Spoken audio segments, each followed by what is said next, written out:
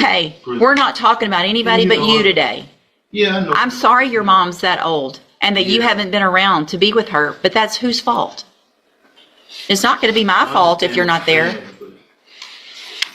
How about some personal responsibility instead of my mom is old and don't send me to prison? Mr. Taylor, you were previously in court, entered pleas of true and a motion to revoke your unadjudicated probation. Counts 1, 2, 3, 4, 5, and 6. You pled true to all of those counts. You're on probation. The second-degree felony offense of theft of property with previous convictions with findings that prior offenses were true. You were placed on that probation January 24th of 2024. I have received the pre-sentence report as well as there was one incident report from the jail, a page that should have been sent to you all, and also Mr. Coleman has also provided a copy of the court's sentencing hearing, a transcript from that original sentencing back on January 23rd of 2024. Has everyone had an opportunity to review all of those things? We have, Your Honor. State has, Judge. Are there any additions or corrections to that updated report? Not from the defense. Not from the state, Your Honor. There are a couple of things I'd like to speak to if and when the court would like to hear from. Yes, of course. So let me just, there's no agreement in this, correct? This was just open to the court? That's correct, Your Honor. Yes, Your Honor. And, all right, Mr. Rojas, you may proceed. Thank you, Your Honor. We're going to be asking for the court to continue Mr. Taylor on probation. I know by looking at the PSI on paper, it doesn't look like there's a chance that Mr. Taylor should be given, especially given his criminal history. It looks like his criminal history is all in some way related to drug abuse. If you look at the allegations he pled true to, those are the non-compliance allegations have to do with drugs. And the reason for not complying with the JCBI program, he doesn't come from a wealthy background. He doesn't have a whole lot of affluent friends and family members that can help him out. He had a ride with his brother. His brother had an accident, and that option was not available to him anymore. He indicates to me that he does want help getting off of the drugs, and I'm sure that when Mr. Coleman has a chance to speak, he's going to point out the comments made by the court to this defendant about not wanting to hear about needing more help with drugs or any relapses. I really don't, because here's the thing, Mr. Johnson. I'm looking back at your original pre-sentence report that when I put you on probation, and I make notations on those reports and make highlights and those types of things. And I'm noting that in that report, you already, before this case, had gone to ISF and SafeP. And then on this probation, I sent you to ISF at the beginning of the probation. Is that correct or no? I believe parole was sent into ISF. Yes, ma'am. So you were on parole. Yes, ma'am. I gave you a probation against Mr. Coleman's wishes and really against what looked like I should have. You went to ISF regardless of who. So you've been to ISF twice. Is that correct? You're looking at her. You've gone. Have you been to ISF once or twice? How many times? How many times? Twice in 20 years. Okay, so I've been in prison 23 years out of the last 30 years. So I've been doing my time, and but you I keep haven't getting had a chance to, to do what? Because you've been to SafeP, you've been to ISF, and you went to ISF more recently, right? Yes, ma'am. Okay. As soon as I got out, I got it right on probation, and I haven't had a chance to.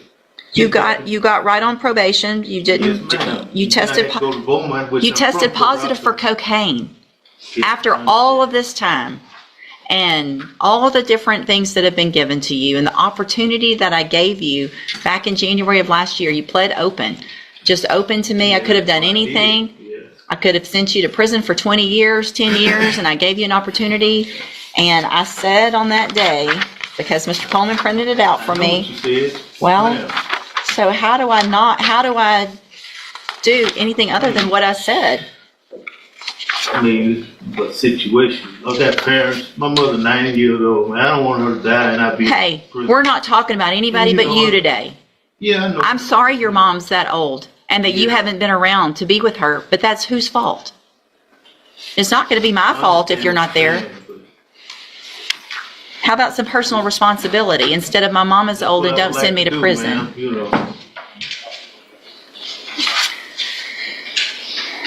Judge, what I was saying about this. Go ahead. He was warned about not coming back, and the court didn't want to hear about a relapse, but I don't know that this is really a relapse. He never really got the help. On this most recent term of probation with the JCDI, and if transportation is going to be a problem, I know he's already been to SafeP, Judge, but it would be a relapse portion of SafeP would be appropriate for a whole new term. Hold on. So if I'm reading this, I want to know when he went to ISF this last time. Parole sent him when, because the way I'm reading is you were released from ISF and started JCDI August 6th of 2024. So I put you on probation in January, and between January and August, you went to ISF last year. Is that correct or no? Parole sent him to ISF because of additional charge. Okay. So when was that? He was in custody of Jefferson County, and then from custody. Went straight there. So I placed you on probation. You never got out. You went and got help at ISF. Okay. All right. Anything else? And Judge, if the court, and it seems like the court is not leaning towards probation. No. No. I would point out, we understand the range of punishment is up to 20 years, but the bottom end of that range is 2 to 20. And I still haven't done anything yet. So your response and how you act right now is going to go into what I do.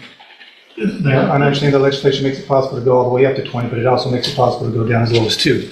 I think we have to look at each case for the facts, and the underlying offense was a theft at the Dollar General, I think, or Family Dollar, I think it was about $100 worth of merchandise. I would ask the court to consider something at the lower end of the range, maybe 2 to 5. Just because we can drop the hammer on them, that doesn't necessarily mean that we should. And that's what we're asking the court to do. Probation is not going to be an option. Thank you. Mr. Coleman. I'll keep it brief. The defendant has earned every bit of a 15-year sentence in prison. That's what I asked for originally. You placed it on deferred. That's what I'm asking for today. 3 things I'd like to quickly point out, Your Honor. Looking at the defendant's version in the updated PSI, he says that when he was placed on in the JCDI program, that he believes it was an attempt to set him up for failure, demonstrating a lack of acceptance of his own responsibility. The resources and time that have been dedicated to this defendant, limited resources, mind you, could have been redirected to someone who is more amenable to being rehabilitated. Lastly, you got his full criminal history there in the original PSI. And I provided you with the transcript from the sentencing just to remind the court. I know you see a lot of defendants, but just to remind the court that you essentially told him up front this was essentially a zero tolerance probation. And I do appreciate that because I do see a lot and I don't remember it all. But Mr. Taylor, do you have anything you want to say? Yes, ma'am. Been through a lot of things in my life, people dying in my family and other things, drugs. But, I think, that I could do better if I had a chance, proper opportunity, ma'am. And I did a lot of time. I've done my time. You have. I don't think just putting me in prison, I think I need a chance. I really do. It doesn't make any sense because you're saying, you've done a lot of time. And at some point, you either say, I don't like prison and I want to do better. That's what I want, man. But you didn't take advantage of the opportunities you were given. You're saying you want help, and we gave you help, or parole gave you help. So you didn't even get out on my probation yet. You had ISF, a reminder of the tools that you had a long time ago. You had those things, and you got out, and you didn't take advantage of the opportunity that I told you. You better take advantage of it because you're not going to get it again. You're saying the same things that you said. Please just give me another chance. I'm going to do better. Please send me to ISF or a SafeP.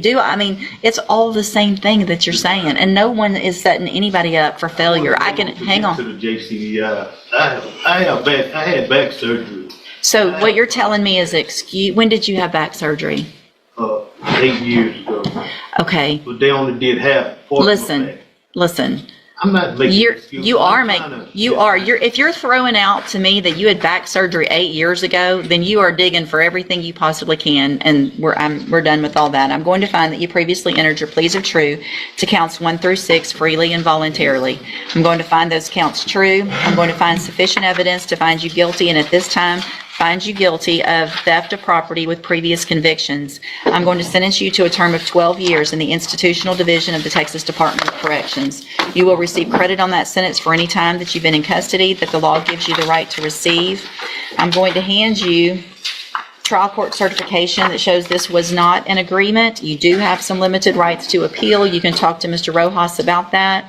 I'm also going to hand you a written admonishment regarding your ineligibility to possess a firearm or ammunition.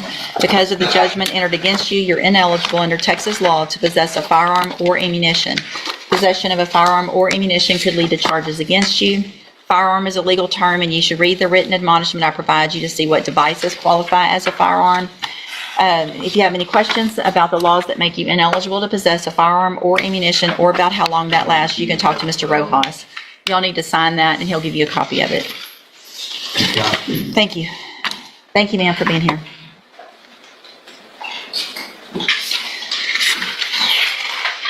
Ms. Holmes on Demario Flukas. That's it, whatever. Mixed me 12 years. Hey, come back, Mr. Taylor. Come here. Let me tell you something. I still have jurisdiction over your case.